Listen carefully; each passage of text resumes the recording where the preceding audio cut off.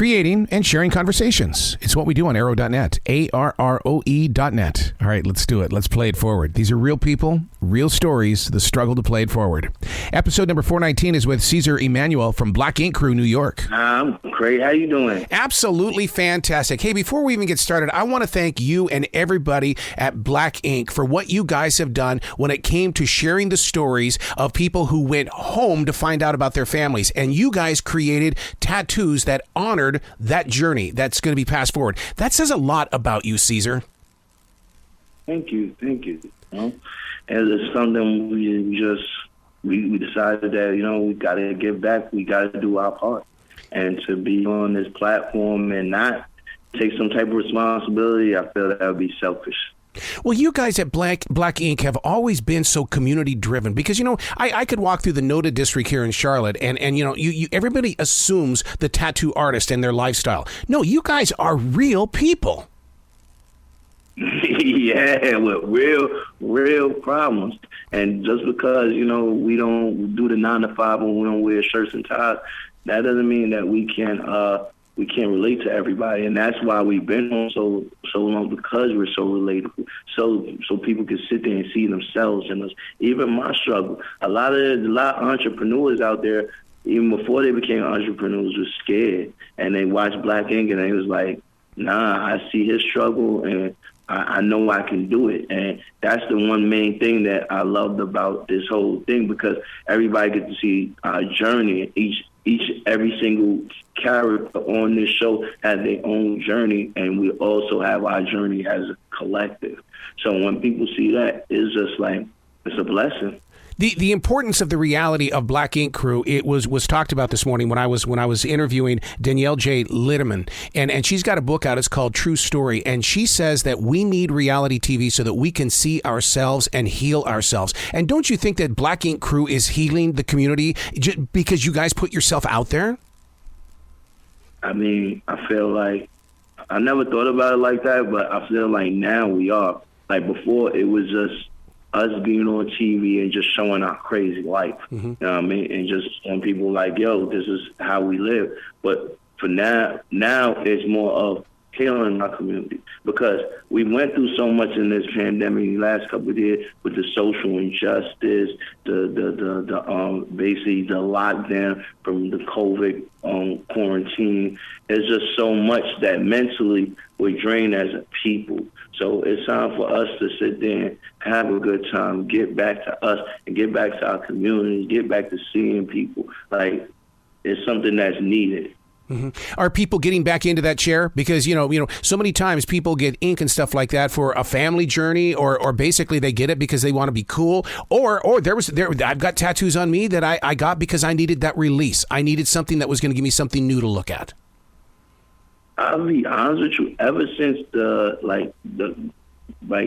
everybody got to go back outside, a lot of people are getting more tattoos, because now that they've been through this whole journey for the last couple of years, the whole world, now people are being more unique. They're more in tune with themselves. And you see a lot more people getting extravagant pieces of art, because now they just want to change themselves. They want to be different. And I can understand you got to go with the times. And right now, I have to say, besides us tattooing and helping the community, Black Ink is also striving to be better as a business. I love that about you, because, you're showing the everyday person that it is a business and you can grow your business. Whatever your dream is, invest in it so that you can grow it forward as well.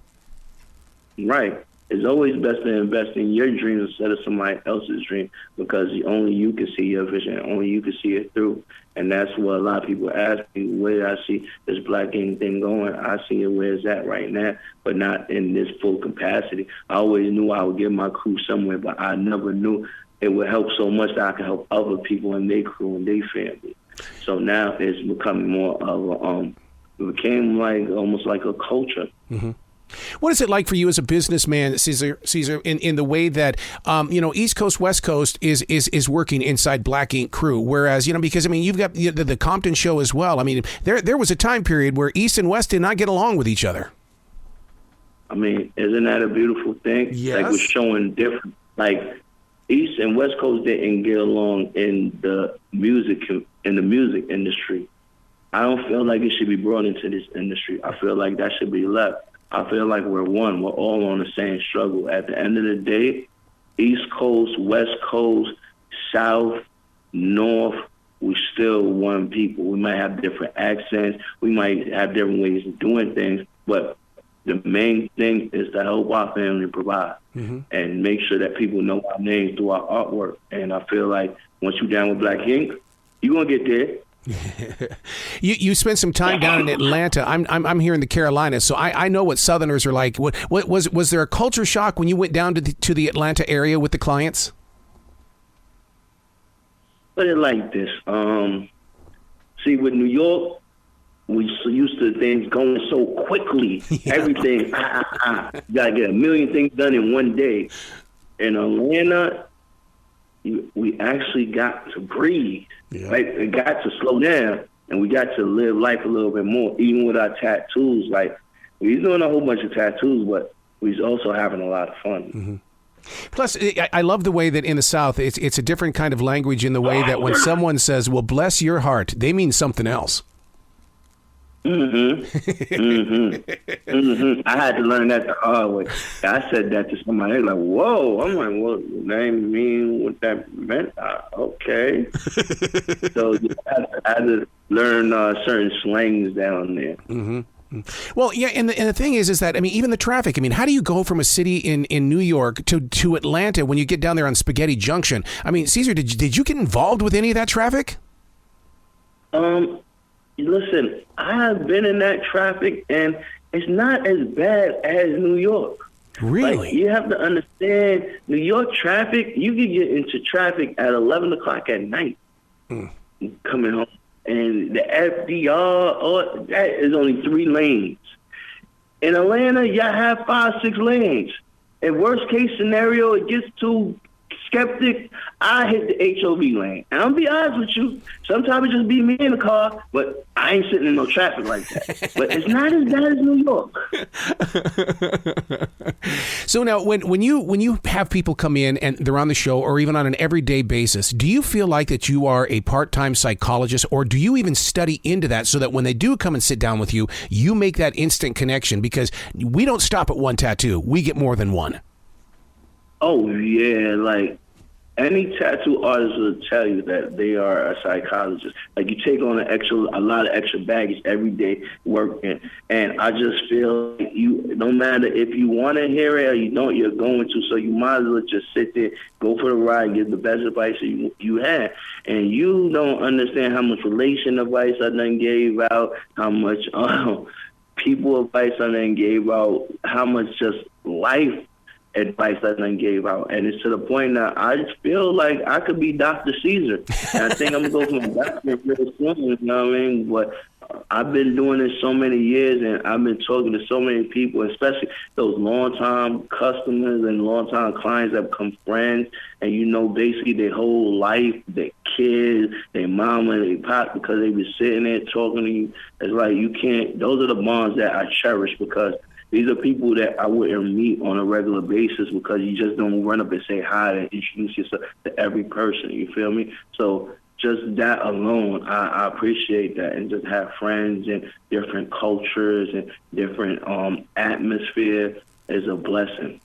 You know, you bring up a very interesting point about calling yourself Dr. Ceasar, because, you know, the rules have got to change about what is essential and what is not an essential job. And I think that Black Ink Crew is an essential job because of the psychology purposes. Go out there and try to get a psychotherapist right now. You'd be on a waiting list for 3 months.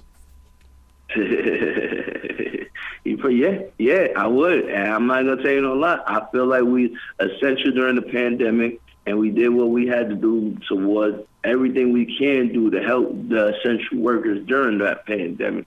But like you say, tattoos are an essential part of life. It's like talking to a therapist for a cheaper price. Yeah.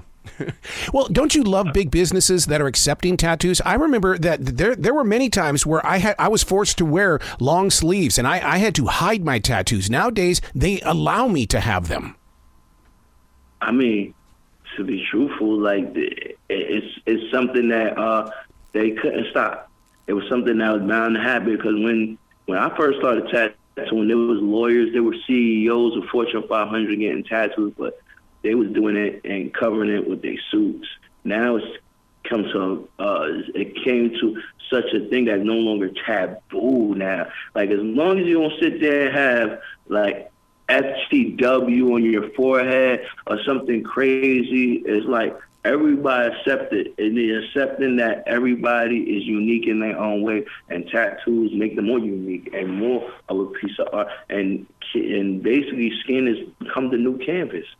Let's turn. As long as the world is just it's evolving. Let's turn the tables. What have you learned from somebody who's been sitting in that chair?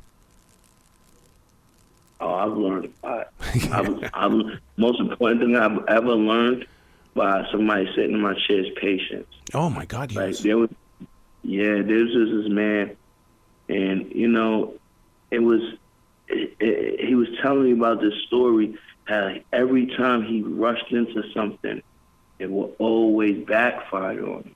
And every time he'd just see an opportunity and try, but he never really did his due diligence. He never did his research. He never was patient with it. And because of that, he was never successful.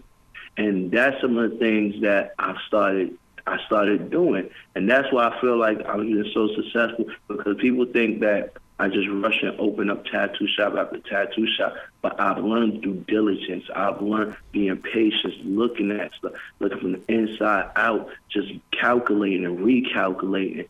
And having that type of patience when you know in your heart that it's just go, go, go, it's something different. And I have to thank that man for that. You're such an inspiration, and I'm just so glad that you guys do what you do on Black Ink Crew New York and Black Ink Crew Compton, every Black Ink show, Chicago. You guys are really in touch with the reality of who we are as a people. Yes, thank you so much, man. It's a blessing to be even thought about like that. Like, to think about 10 years from now, where I was to where I'm at now. I gotta say, I thank God every day. I'm with you on that. Please come back to this show anytime in the future. The door is always going to be open for you, sir. Thank you. Thank you, and you be brilliant today, okay? All right, you too.